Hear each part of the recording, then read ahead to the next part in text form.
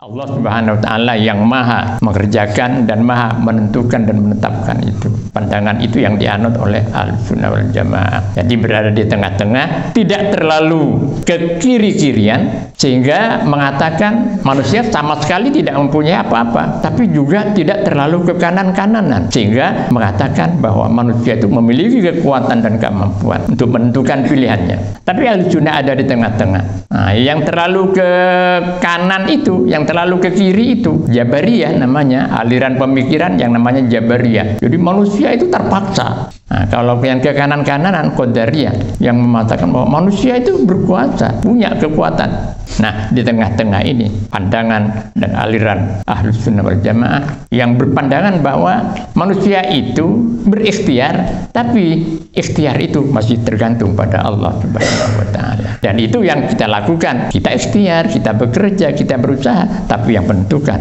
tetap Allah Subhanahu wa Ta'ala.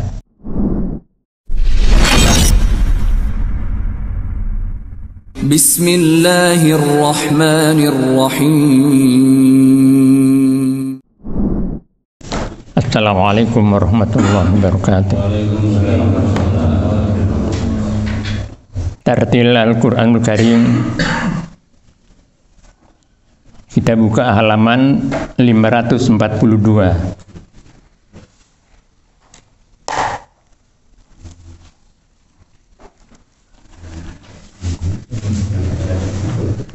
Halaman 542 surah Al-Mujadalah.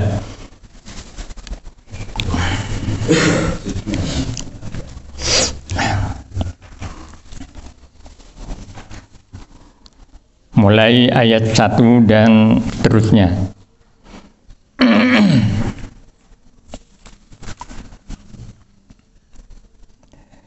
A'udzu billahi minasy syaithanir rajim. A'udzu billahi minasy syaitonir rajim. Bismillahirrahmanirrahim.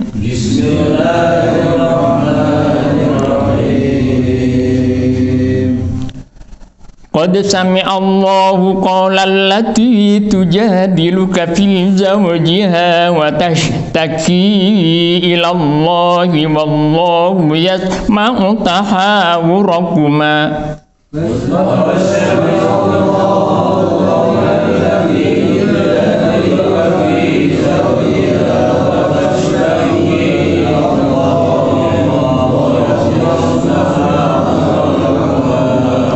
Inna Allah sami'un basir. Inna Allah sami'un basir. Alladzina yudhahiruna minkum min nisaihim ma hunna ummahatihim.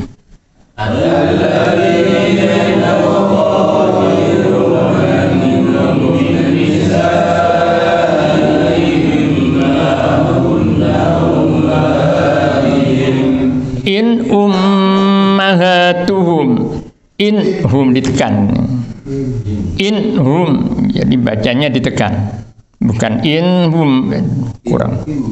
In ummahatuhum illallai waladnahum. In ummahatuhum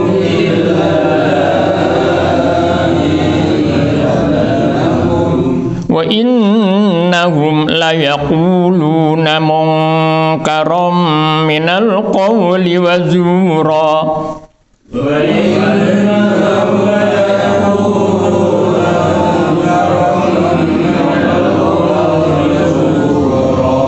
Wa inna Allaha la'afuwun ghafur.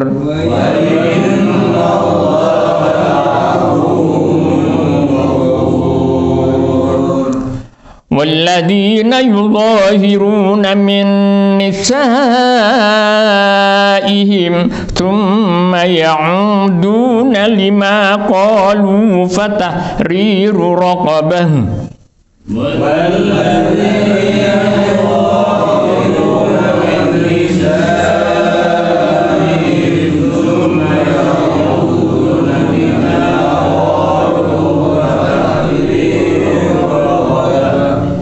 tahriru raqabatin min qabli an yatamassa.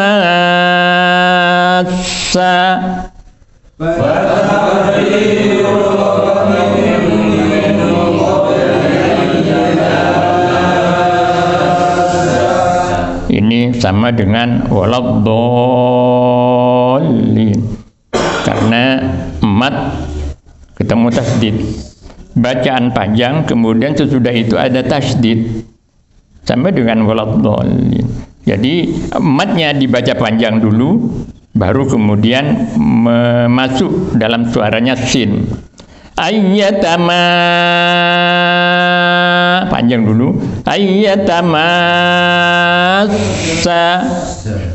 sama dengan waladhdallnya panjang dulu. Waladhdall, baru masuk ke suaranya lam. Sama dengan ini. Ayyatamassa, dzalikum tu'aduna bih.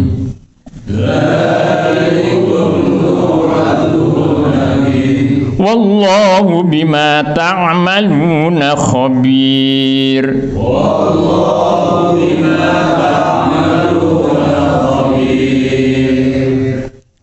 Faman lam yajid, ini juga langsung nun mati ketemu lam diidghamkan.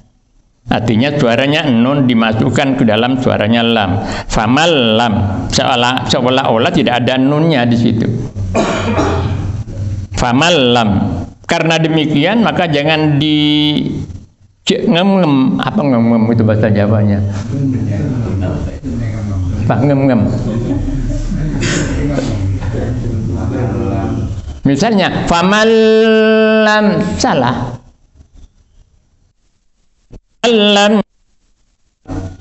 Malam yajid, salah baca begitu.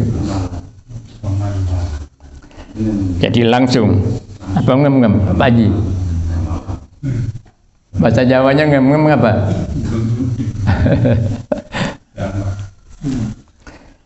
Baik. Faman lam yajid fasyamu syahraini mutatabi'aini min qabli an yatamassa.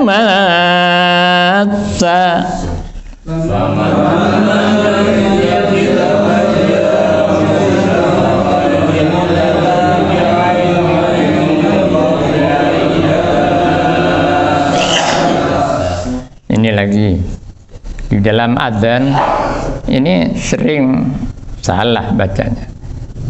Hayya dipanjangkan haknya. Hayya 'alas shalah, ya. Dipanjangkan. Hayya 'alas shalah, tidak begitu. Hayya 'alas shalah jadi pendek. Hayya 'alal falah, bukan hayya. Jadi sering terpengaruh dengan lagu dan kemudian terjerumus dalam kesalahan. Hayya 'alas shalah bisa kok, asalkan berhati-hati. Hayya 'alal falah.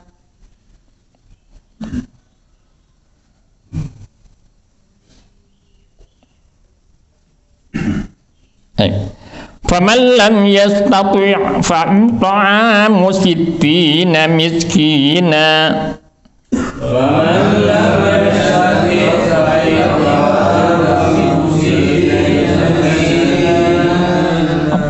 Faman lam yastati' mencucung. Kalau tidak mencucung, atak itu. Kalau bibir dan pipi tidak kembung, tidak mencucung, itu tak namanya. Faman lam yastati' tak. Kalau tok mencucung. Faman lam yastati'. Ya memang harus begitu. Ya jelek-jelek sedikit ketika dilihat, tidak apa-apa, karena memang harus begitu makhrajnya. Faman lam yastati' fa'it'amu sittina miskina.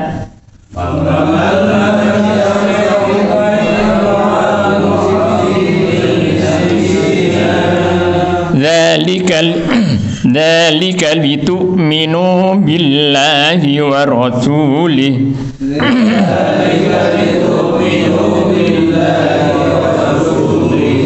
وتلك حدود الله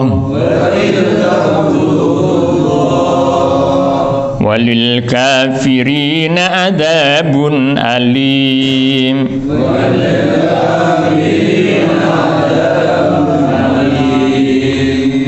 إن الذين يحادون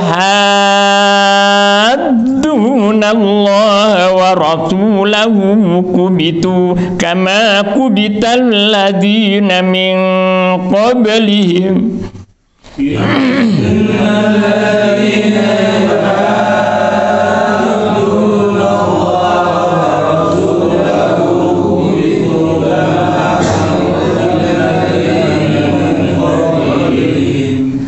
kubitu kama kubital ladzina min qablihim wa qad anzalna ayatin bayyinat kubitu kama kubital ladzina min qablihim wa qad anzalna ayatin bayyinat walil kafirina adzabum muhin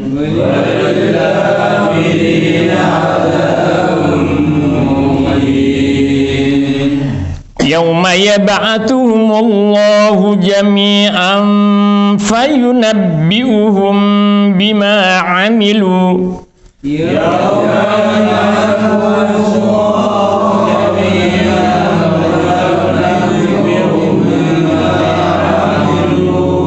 ahsahullahu wa nasuh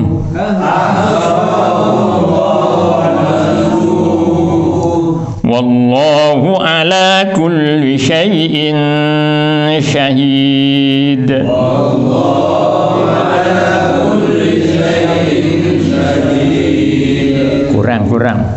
kurang ikhfanya kurang wallahu ala kulli syai'in syahid wallahu ala kulli syai'in syahid sadaqallahul azim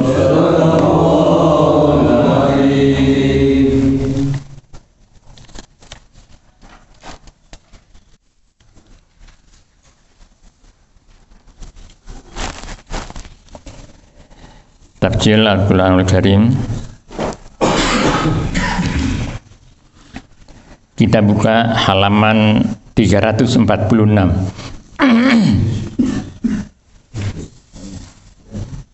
Halaman 346 surah Al-Mu'minun.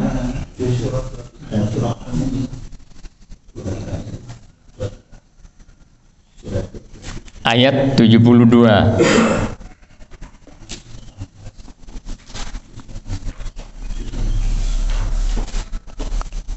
Halaman 346 surah Al-Mu'minun ayat 72. A'udzubillahi minasyaitonir rajim. Bismillahirrahmanirrahim. Alhamdulillahirabbil alamin. Assalatu wassalamu ala asyrofil mursalin Sayyidina Muhammad wa ala alihi wa sahbihi ajma'in. Amma ba'du. Fa inna afdhalal hadithi kitabullah wa khairal hadi hadi Muhammadin sallallahu alaihi wasallam. Wa syarrul umuri muhdatsatuha wa kullu muhdatsatin bid'ah wa kullu bid'atin dhalalah wa kullu dhalalatin finnar. A'udzu billahi minasy syaithanir rajim. An tas'aluhum kharjan fa kharaju rabbika khairun wa huwa khairur raziqin. Wa innaka latad'uuhum ila siratin mustaqim. Wa innal ladzina la yu'minuna bil akhirati 'anis sirati lanakibun. walam rahimnahum wa kashafna ma bihim min durrin lalajju fi tughyanihim ya'mahun. Sadaqallahul azim. Alhamdulillah, pagi hari ini kita masih dipertemukan oleh Allah Subhanahu wa taala.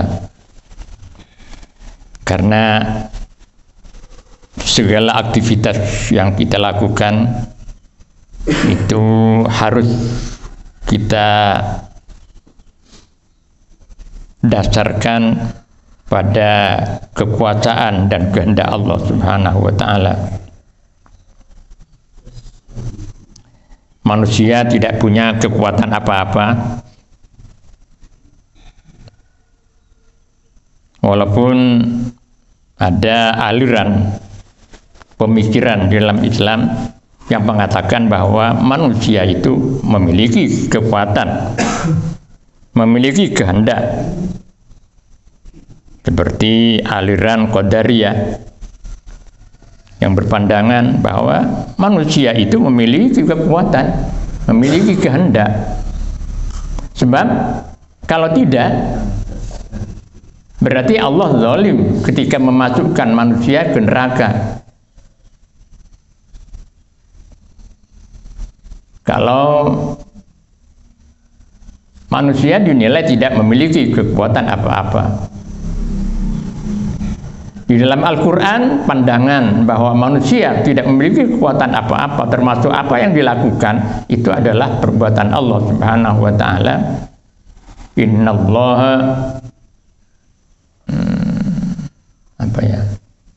yang artinya bahwa Allah Subhanahu wa ta'ala menciptakan kamu, dan apa yang kamu kerjakan itu Allah yang menciptakan. Ini pandangan Ahlus Sunnah wal Jamaah. Tapi pandangan Qadariyah tidak. Pandangan Qadariyah mengatakan karena memang lebih berat mendasarkan ayat-ayat wahyu-wahyu Allah itu kepada akal, pada akal. Nah, kita kembali kepada pandangan aliran Qadariyah itu tadi. Kalau memang manusia itu memiliki kehendak dan memiliki kekuatan, dan perbuatannya bisa diatur sendiri tanpa ikut campur Allah Subhanahu wa ta'ala, orang di pasar itu sudah kaya-kaya semua, sudah haji-haji semua. Tapi tidak, karena Allah Subhanahu wa ta'ala yang maha mengerjakan dan maha menentukan dan menetapkan itu. Dan itu yang dianut, pandangan itu yang dianut oleh Ahlussunnah wal Jamaah. Jadi berada di tengah-tengah, tidak terlalu ke kiri-kirian, sehingga mengatakan manusia sama sekali tidak mempunyai apa-apa, tidak memiliki kekuatan. Tapi juga tidak terlalu ke kanan-kananan, sehingga mengatakan bahwa manusia itu memiliki kekuatan dan kemampuan untuk menentukan pilihannya. Tapi Ahlussunnah ada di tengah-tengah. Nah, yang terlalu ke kanan itu, yang terlalu ke kiri itu Jabariyah namanya, aliran pemikiran yang namanya Jabariyah. Jadi manusia itu terpaksa. Nah, kalau yang ke kanan-kananan Qadariyah, yaitu yang mengatakan bahwa manusia itu berkuasa, punya kekuatan. Nah, di tengah-tengah ini pandangan dan aliran Ahlussunnah wal Jamaah yang berpandangan bahwa manusia itu berikhtiar, tapi ikhtiar itu masih tergantung pada Allah Subhanahu wa ta'ala. Dan itu yang kita lakukan. Kita ikhtiar, kita bekerja, kita berusaha, tapi yang menentukan tetap Allah Subhanahu wa ta'ala. Nah, kehadiran kita pada pagi ini, nah kita ikhtiar, kita berusaha, kita mantapkan hati kita, tapi yang menentukan semuanya adalah Allah Subhanahu wa ta'ala. Nah, persis sebagaimana ucapan kita, la haula wa la quwata illa billahil aliyyil azim. Ketika kita diajak di dalam suara muadzin, orang yang azan itu kan hayya 'alas shalah, mari kita hadir untuk melaksanakan sholat. Jawaban kita la haula wala quwata illa billah. Hayya 'alal falah, mari kita menuju kemenangan. Jawaban kita la haula wala quwata illa billah. Kalau nyambung ucapan yang muadzin dengan kita yang mendengarkan nyambung, itu berarti iman sudah tumbuh. Itulah Rasulullah menganjurkan atau memberi tuntunan bahwa jawablah suara adzan itu sesuai dengan ucapan muadzin itu. Mulai dari Allahu Akbar, Allahu Akbar, kita jawab Allahu Akbar dengan memantapkan di hati. Asyhadu an la ilaha illallah, jawaban kita asyhadu an la ilaha illallah. Asyhadu anna Muhammadar Rasulullah, jawaban kita asyhadu anna Muhammadar Rasulullah. Jadi nyambung. Kalau kemudian hayya 'alas shalah dan hayya 'alal falah, jawaban kita la haula wala quwata illa billahil azim. Ya benar kamu orang yang muadzin. Tapi aku nggak bisa berbuat apa-apa tanpa pertolongan Allah Subhanahu wa taala. Aku nggak bisa menghindar dari kejelekan tanpa pertolongan Allah Subhanahu wa taala. Okay.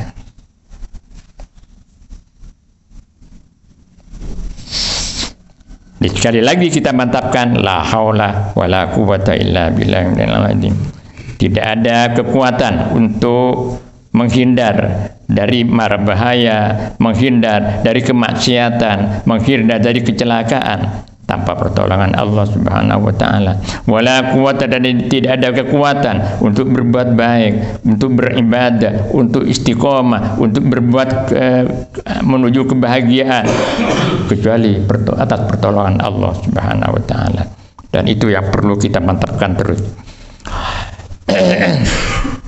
Alhamdulillah kita dipertemukan oleh Allah Subhanahu wa taala untuk menambah ilmu, untuk menambah dan meningkatkan keimanan kita dan ketakwaan kita. Karena berkali-kali saya sampaikan, tanpa ilmu, iman dan takwa kita tidak akan meningkat.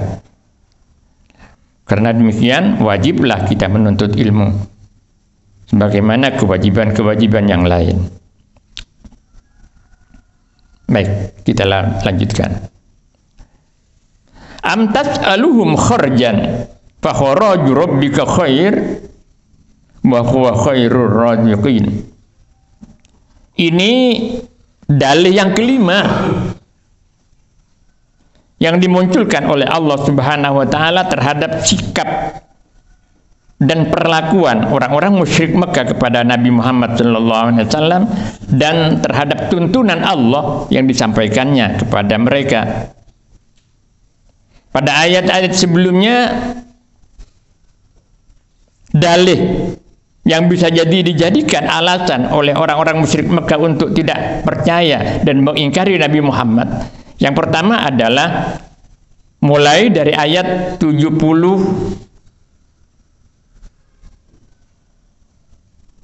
mulai dari ayat 68. Ketika Allah berfirman, afalam yaddabbarul qawla. Itu yang pertama. Yang bisa dijadikan dalil, dijadikan alasan oleh mereka untuk tidak mempercayai Al-Quran, untuk tidak mengikuti baginda Rasul dan mengikuti tuntunannya. Yang pertama itu, afalam yaddabbarul qawla. Apakah mereka tidak berpikir, tidak mengangan-angan dan tidak mau memahami Al-Quran yang begitu jelas menunjukkan kebenaran Rasulullah, kebenaran Nabi Muhammad dengan mukjizat-mukjizatnya. Sampai sekarang mukjizat Al-Quran itu sungguh luar biasa, tidak ada yang bisa melawan. Beda dengan seperti yang pernah saya sampaikan, beda dengan mukjizat-mukjizat yang Nabi sebelumnya. Mukjizat Nabi sebelumnya itu begitu nabinya wafat, hilang mukjizatnya. Tongkat Nabi Musa, begitu Nabi Musa wafat, hilang kemujizatannya. Mukjizat menyembuhkan orang mati bagi Nabi Isa, begitu Nabi Isa wafat, tidak ada, hilang. Tapi mukjizat Nabi Muhammad, yaitu berupa Al-Quran, itu tidak hilang. Walaupun Nabi Muhammad sudah 1400 tahun yang lalu sudah wafat, tidak hilang. Sampai sekarang masih berlaku tantangan Al-Quran itu untuk membuat paling kecil, paling sedikit daripada surah Al-Quran. Apa yang paling kecil? Surah Al-Kautsar. Inna a'tainakal kautsar fasholli li rabbika wanhar inna syanaka wal abtar. Ditantang oleh Al-Quran untuk menyamai surat yang paling pendek sekalipun. Sampai sekarang tidak ada yang mampu melawannya. Dan itu menunjukkan bahwa kebenaran bahwa Nabi Muhammad adalah benar-benar Nabi yang diutus oleh Allah Subhanahu wa Ta'ala.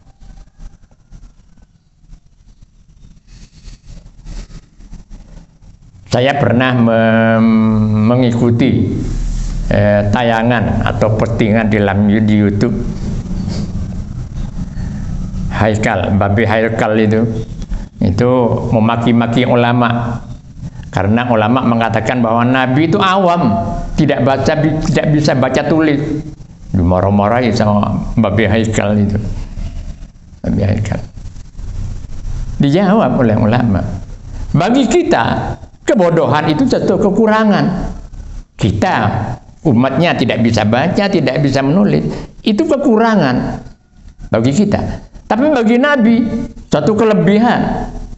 Kelebihannya di mana? Kalau Nabi pinter bisa baca, bisa nulis, semakin jelas keingkaran orang-orang musyrik Mekah itu dengan menuduh bahwa Al-Quran itu bikinan Muhammad. Bikinan Muhammad. Itu bantahannya. Jadi Nabi yang ummi itu artinya tidak bisa baca dan tidak bisa menulis. Hikmahnya, maka terbantahkanlah apa yang orang-orang musyrik Mekah itu menuduh Nabi bahwa Al-Quran itu bikinan Nabi Muhammad. Tapi padahal yang sebenarnya Al-Quran itu turun dari wahyu Allah Subhanahu wa Ta'ala. Itu yang pertama.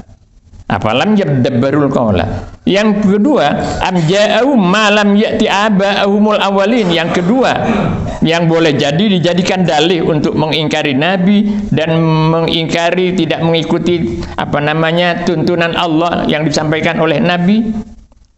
Yang kedua, bahwa Rasul itu dianggap sesuatu yang asing, yang aneh.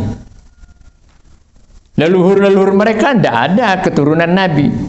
Tidak ada yang diturunkan Nabi kepada mereka. Padahal tidak demikian adanya.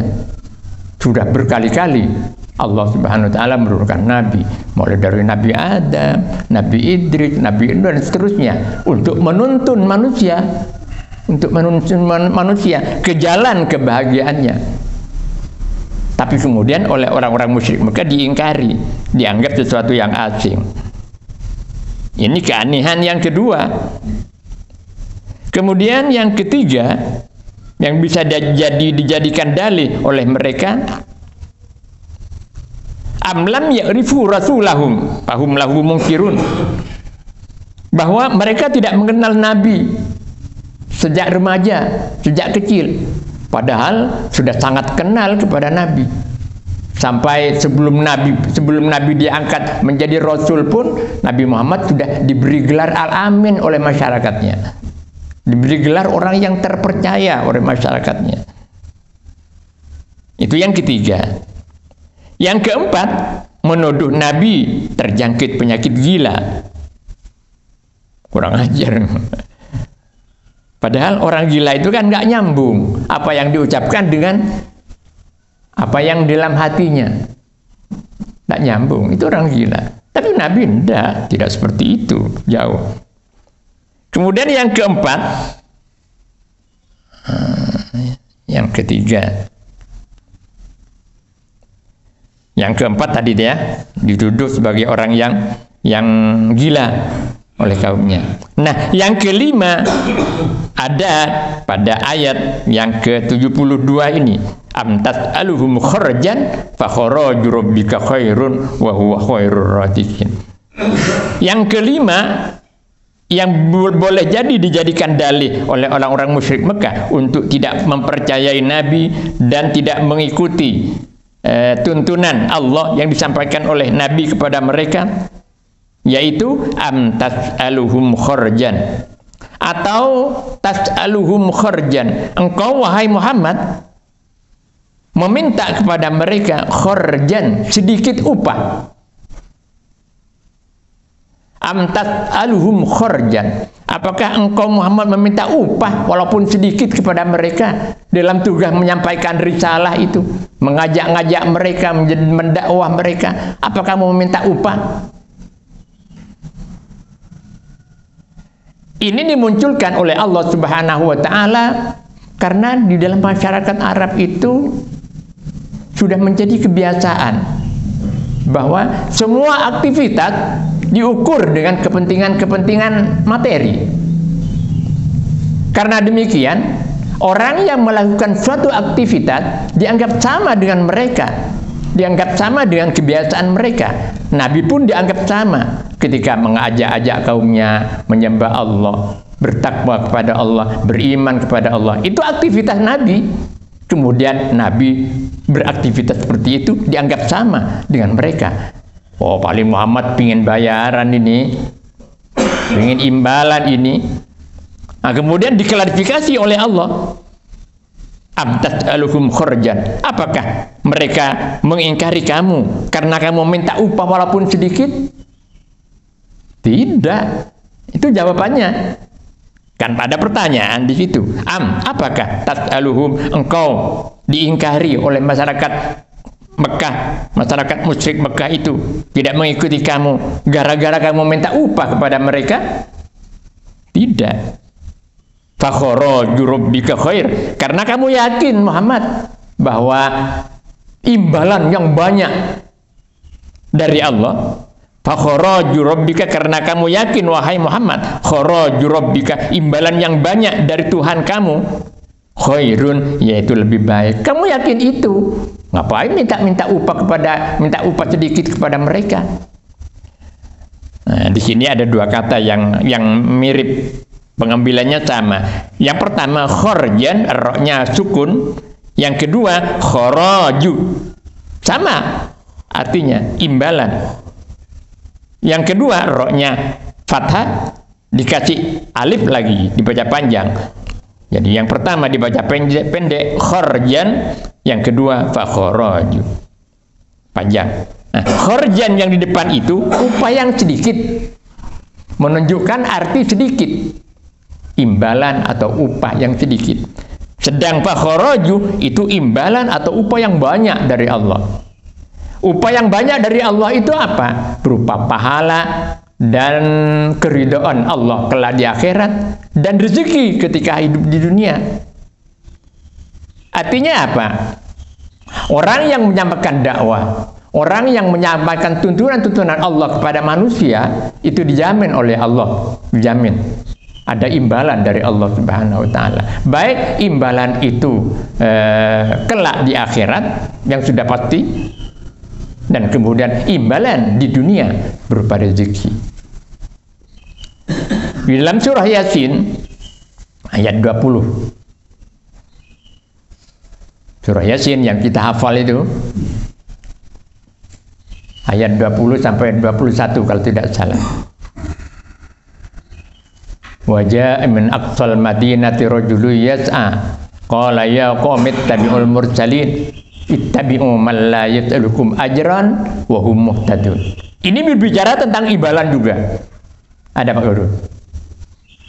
Ayat 20. Wajah min aqsal madinati. Coba.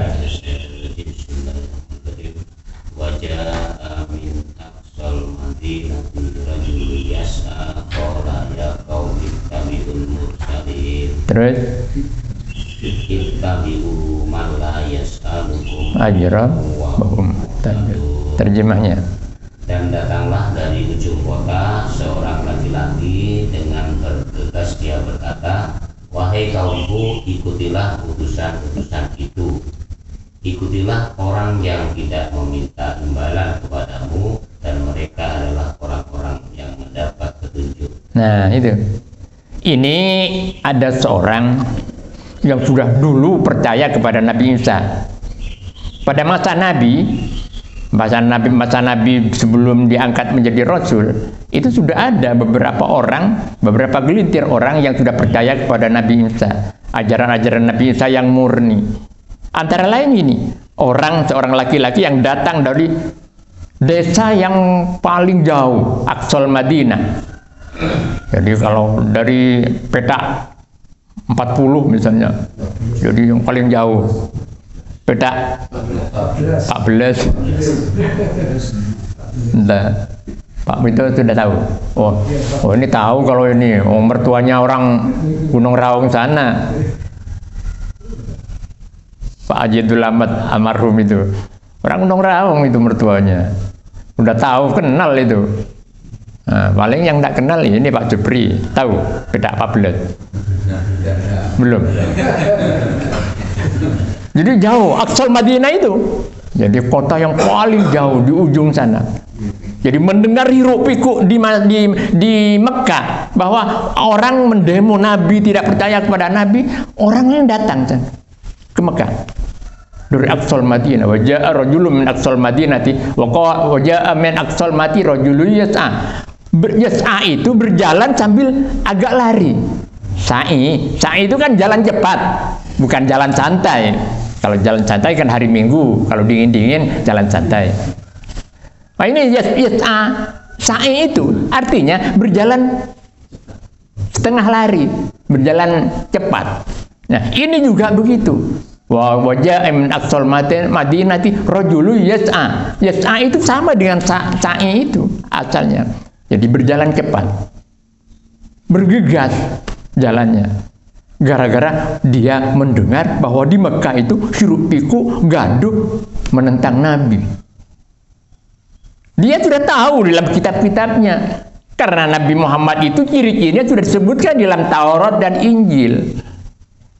Dia orang Yahudi dan Nasrani sudah tahu persis bahwa Nabi ini ciri-cirinya. Ada lagi yang percaya kepada Nabi Isa sebelum Nabi diangkat menjadi Rasul, Waraqah bin Naufal. Itu percaya juga. Nah ini datang. Wajah min Aqsal Madinah rajulun aqala ya qaumit tabi'ul mursalin. Wahai kaumku, kata si ini namanya Habib An-Najjar. Habib itu namanya Habib, bukan Habib Alawi. Habib An-Najjar. An-Najjar itu gelar biasa orang-orang dulu itu nama pekerjaannya diembel-embelkan di namanya An-Najjar, tukang kayu. Karena pekerjaannya membuat patung, memahat patung. Ada Al-Haddad. Al-Haddad itu tukang besi. Ada Wiridan Rotib Al-Haddad. Al-Haddad itu tukang besi. Pekerjaannya besi. Al-Khayyat. Orang yang pekerjaannya tukang jahit. Jadi biasa orang-orang dulu itu pekerjaannya diembel-embelkan, diikutkan ke dalam namanya. Nah ini An-Najjar, tukang kayu. Ittabi'ul mursalin, wahai teman-temanku, wahai kaumku. Jangan, itu benar, itu Nabi, utusan dari Allah. Ittabi'ul mursalin, ikutlah utusan-utusan Allah. Ittabi'u man la yas'alukum ajron, ikutlah kalian kepada orang yang tidak mengambil upah. Ya Rasul itu dalam dakwahnya tidak mengambil upah. Nah kemarin saya ikut YouTube-nya Gusmus. Ditanyakan apa bedanya dosen dengan kiai. Pernah ada yang? Tidak ada. Belum pernah lihat. Hah? Belum pernah lihat. Belum. Ya. Dijawab oleh Gusmus. Kalau dosen tidak mengajar dibayar. Tapi kalau kiai mengajar tidak dibayar. Itu bedanya katanya Gusmus. Jadi dosen walaupun tidak mengajar dibayar. Kan dia ya mosok tiap hari ngajar. Kan enggak. Pagi sore ngajar kan enggak. Tapi kiai di pesantren-pesantren pagi sore ngajar santrinya. Tapi tidak dibayar. Nah, dosen walaupun tidak mengajar dibayar. Itu bedanya kata Gusmus.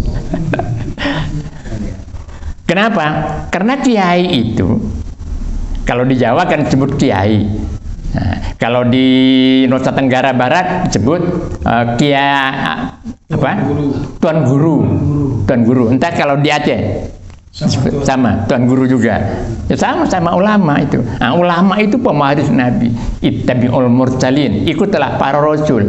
Ittabi'u man la yasalukum ajran, ikutlah kepada mereka yang orang-orang para rasul itu tidak mengambil bayaran. Nah, ini malah dipermasalahkan oleh orang-orang musyrik Mekah. Jangan-jangan kamu minta bayaran di Muhammad, beraktivitas ngajak-ngajak segala. Karena masyarakatnya sudah terbiasa, semua aktivitasnya dikaitkan dengan kepentingan materi. Jadi tidak ada ketulusan di situ, tidak ada ketulusan. Semakin modern keadaan, ketulusan itu semakin tipis. Ketulusan semakin tipis. Karena modern berkaitan dengan teknologi. Ketika berkaitan dengan teknologi, maka yang diperhitungkan adalah urusan materi. Urusan materi. Kan teknologi ada penyusutan kan? Ada penyusutan. Tapi urusan rohani tidak mengenal penyusutan itu. Tidak mengenal penyusutan itu. Jadi agaknya ini memang dimunculkan oleh Allah Subhanahu wa taala untuk menyatakan bahwa seseorang tidak wajar untuk diikuti apabila yang pertama yang disampaikan itu adalah kesesatan. Tidak wajar orang itu diikuti. Kesesatan, menyimpang dari kebenaran. Yang kedua, kalau ketika menyampaikan sesuatu itu dia ingin memperkaya diri, tidak wajar orang itu diikuti. Karena ketegang dijadikan bisnis. Kalau sudah begitu, agama dijadikan bisnis, jadi rusak. Saya terkadang, ya memang siapa saya sih bersuara, tapi sudah menjadi tren sekarang. Jadi mubaligh, jadi menyampaikan dakwah, ya sering dikaitkan dengan urusan materi. Kan sering nyebut amplop misalnya dalam pidato, Masya Allah risih kadang. Jadi sudah mulai melenceng karena persaingan. Dari ayat itu tadi ulama kemudian membahasnya. Akhirnya gimana? Boleh mengambil bayaran. Boleh. Tidak ngambil bayaran, paling bagus, paling utama. Ngajar murid misalnya, tidak ngambil bayaran. Saya nggak usah dibayar. Tapi ulama mempertimbangkan. Dia butuh makan, dia butuh cuci pakaian, dia butuh membiayai anak, dia butuh membiayai istri. Maka dari sini kemudian ulama ambil jalan tengah, boleh ngambil bayaran untuk mentransformasikan ilmu. Boleh seseorang itu ngambil bayaran. Sebab kalau tidak ngambil bayaran, ibarat ayam anggrem. Apa anggrem itu? Ngeremin. Kalau ayam ini tidak disediakan pakannya dengan gampang, dia turun terus. Turun cari makan kemana-mana jauh. Akhirnya telurnya ditinggal. Akhirnya telur ini akan garang. Apa garang bahasa Jawanya? Ya garang itu ya. Tak tedet. Karena ditinggal terus sama induknya. Akhirnya ulama beralasan seperti itu. Kalau sering gurunya ini, kiainya ini sering cari makan ke sana kemari, sampai jauh ditinggal santrinya dan dimulang, akhirnya gerem santrinya, tidak bisa tahu apa-apa. Jadi dikiaskan ke sana. Jadi ulama memutuskan dari ayat itu, walaupun ayat itu keren, ittabi'ul mursalin, ittabi'u man la yasalukum ajran muhtadun. Ikutlah para rasul yang tidak meminta imbalan, tidak mau dibayar, tidak minta bayaran. Tapi ulama membutuhkan boleh ngambil, tapi ya jenyak benyang.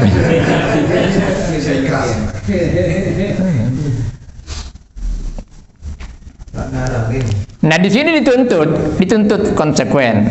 Jangan sampai ada istilah bersemahu. Apa bersemahu itu? Misalnya bayarannya saja yang diambil. Tapi kalau datang ke sekolah misalnya jam 9 baru masuk, baru datang. Itu kan nggak benar.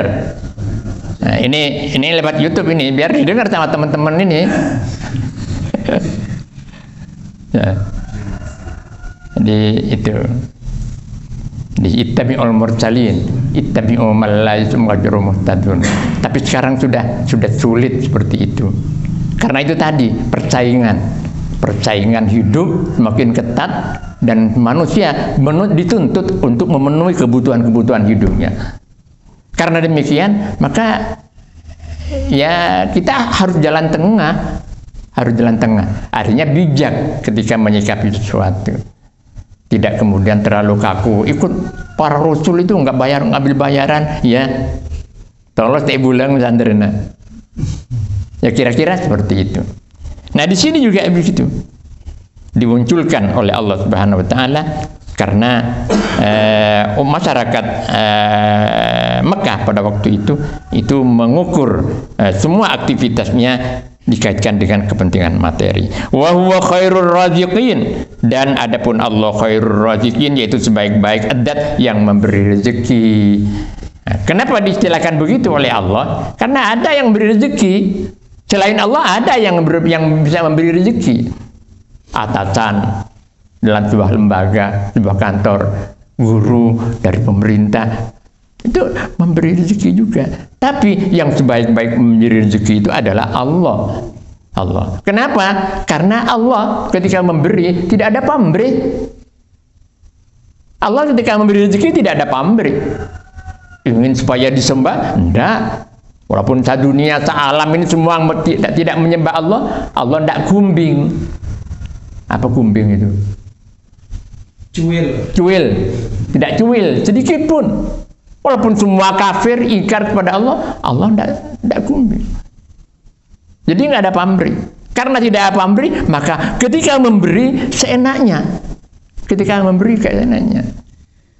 Kalau kita kan masih hitung-hitung.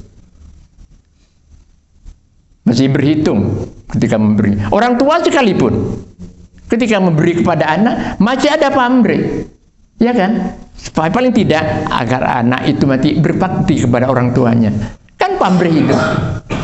Agar menjadi anak yang berbakti kepada orang tuanya, dibiayai, diopeni. Ada pamrih. Tapi Allah Subhanahu wa taala enggak ada pamrih sedikit pun. Tidak ada kepentingan sedikit pun pada hambanya. Oleh karenanya wa huwa khairur raziqin, dan adapun Allah khairur raziqin, yaitu sebaik-baik adat yang memberi rezeki. Wa innaka, satu ayat lagi. Wa innaka latad'uhum ila siratim mustaqim. Wa innaka, dan sesungguhnya engkau wahai Muhammad, kata Allah, latad'uhum, benar-benar mengajak engkau kepada mereka ila siratim mustaqim. Ila siratim mustaqim, kepada sirat ini berasal dari kata saroto, sin ro to. Kemudian pada akhirnya berkembang menjadi sirat. Yang makna asalnya adalah menelan. Jadi saroto itu menelan. Kemudian dipakai untuk memberi arti jalan. Sirat itu jalan. Jalan yang luas dan lebar. Jalannya luas dan lebar. Seakan-akan sirat ini adalah menelan para pengguna jalan karena saking lebarnya dan saking luasnya. Sehingga kata itu menjadi jalan yang luas dan lebar, sirat. Kata ini nggak ada jamaknya, tidak ada jamaknya, sirat. Jadi tunggal. Beda dengan sabil. Sabil itu jalan. Ada jamaknya kalau yang ini. Subulun itu jamak. Jadi sabilun tunggal, subulun jamak. Artinya jalan-jalan atau lorong-lorong kecil. Kalau sirat jalan luas dan lebar. Nah, jalan luas yang lebar diberi sifat oleh Allah mustaqim, lurus. Lurus. Jalannya luas, lebar, lurus lagi. Apa rahasianya? Jalan yang seperti ini, yang lebar, luas, dan lurus, itu segera menyampaikan pada tujuan. Cepat. Ya kan? Jalan tol ini, jalannya luas, lebar, dan lurus. Kalau walaupun jalannya luas, lebar, tapi bengkok-bengkok, tetap menjadi hambatan. Sudah, Gunung Kumitir ini lebarin, tapi bengkok-bengkok tapi itu tetap saja jalannya pelan. Tidak sampai tidak seperti jalan luas yang lurus. Shiratal mustaqim. Cuma jalan tol sekarang itu sudah banyak hambatan. Yang dirancang untuk bebas hambatan, sekarang sudah banyak hambatan. Kenapa? Karena penggulan jalannya tidak disiplin. Ketika mestinya truk atau bis kendaraan besar ada di kiri, itu ada di kanan. Ada di kanan. Akhirnya sembraut jalan. Iya kan? Iya. Kalau kita lewat di jalan tol, jadi ini mau tahun-tahun 2045 mau jadi negara maju. Kalau sudah begini nih, ini cari dari YouTube ini biar didengar sama orang-orang. Jadi Indonesia emas katanya. Tapi kalau disiplinnya masih seperti ini, saya kadang teriak-teriak kalau lewat di tol, hei, iya. Nah, akhirnya orang nyalipnya dari kiri, bukan lagi dari kanan. Kandalah ada rambu-rambunya jalur kanan hanya untuk mendahului. Ini enggak, lewat kiri. Kenapa? Karena di kanan sudah ditempati mobil, jalannya lambat. Akhirnya bukan jalan bebas hambatan lagi. Nah, Shiratal mustaqim ini seperti itu, ingin mempertegera sampai kepada tujuan. Dan orang yang sudah masuk di jalan tol ini, di dalam luas, lebar, dan lurus ini, tidak bisa keluar kecuali sudah sampai pada tujuan, akhir tujuannya. Kan kemudian ada ini yang ke sini, ini yang ke yang ke Bogor Aceh misalnya. Nah, kalau yang bukan ke Bogor Aceh terus, karena bukan ini tujuannya akhirnya. Gitu. Nah, ini Shiratal mustaqim, jalan yang lurus. Nah, kita setiap waktu memohon pada Allah 17 kali minimal untuk memberi petunjuk pada jalan yang lurus agar supaya segera sampai ke tujuan, yaitu menemui Allah Subhanahu wa taala. Ihdinas siratal mustaqim, ihdinas siratal mustaqim. Minimal 17 kali. Kita berdoa, berilah kami petunjuk kepada jalan yang lurus, jalan yang luas, lebar, dan lurus lagi, lurus. Tidak berbengkok-bengkok. Tapi bolehlah kita menggunakan jalan-jalan lorong yang kecil, tapi pada akhirnya kita ketemu dengan jalan tol itu, jalan yang luas, lurus, dan yang luas, lebar, dan lurus itu. Wa innaka la tad'uhum ila siratim mustaqim. Apa jalan yang lurus, jalan lebar, luas, dan lurus itu? Kebahagiaan dunia dan akhirat, yaitu kebahagiaan hidup dunia dan akhirat. Apa itu? Agama yang benar, agama Islam. Wa indal ladina la yu'minuna bil akhirati wallahu a'lam bissawab.